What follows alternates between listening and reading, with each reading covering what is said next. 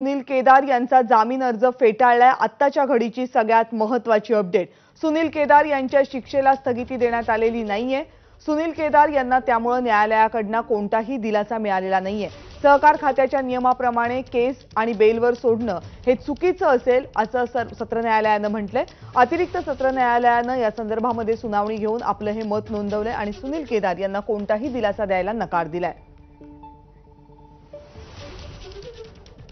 आपले प्रतिनिधी रजत वशिष्ठ आपल्याला या सगळ्या संदर्भात आणखी माहिती देतील। रजत,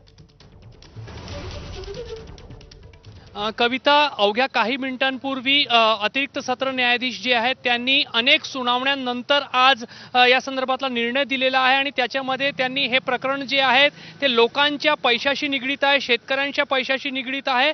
सोबतच आरबीआय असेल, सेबी असेल, सहकार विभाग असेल यांच्या नियमाप्रमाणे त्याच्यामध्ये कारवाई झालेली आहे, तपास झालेला आहे आणि प्रकरण जो आहे तो अत्यंत मोठ्या रकमेचा आहे। त्यामुळे अशा प्रकरणातल्या आरोपींना जामीन देणं म्हणजे चुकीचा मेसेज लोकांपर्यंत जाईल, कारण लोकांच्या पैशाशी निगडीत हा प्रकरण आहे। त्यामुळे या प्रकरणी सुनील केदार आणि इतर जे आरोपी आहेत त्यांच्या संदर्भात निर्णय देताना न्यायाधीशांनी निरीक्षण नोंदवलेलं आहे आणि सोबतच जामीन देण्यास नकार दिलेला आहे। दुसरी जी मागणी सुनील केदार यांच्या वकिलांनी केलेली होती की त्यांना जी 5 वर्षाची शिक्षा झालेली आहे त्याला स्थगिती देण्यात यावी, मात्र ती स्थगिती देण्यामध्येही न्यायालयाने नकार दिलेला आहे। त्यामुळे सध्या तरी सुनील केदार यांना नागपूरच्या जिल्हा व सत्र न्यायालयातून कुठल्याही पद्धतीचा दिलासा मिळालेला नाहीये।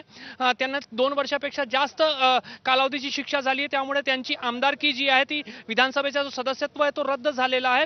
त्यामुळे एका बाजूला त्यांना जामीन मिळत नाही आणि त्यांचं सदस्यत्व पुन्हा बहाल होऊ शकेल म्हणून जी स्थगितीची मागणी आहे ती पण आज न्यायालयाने फेटाळून लावलेली आहे। त्यामुळे आता सुनील केदार आणि त्यांच्या वकिलांना उच्च न्यायालयामध्ये या प्रकरणी जावं लागणार आहे।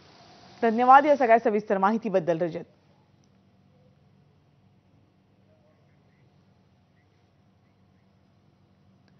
आणि या बातमीसह बुलेटिनमध्ये वेळ झाली आहे छोट्याशा ब्रेकची। पाहत रहा एबीपी।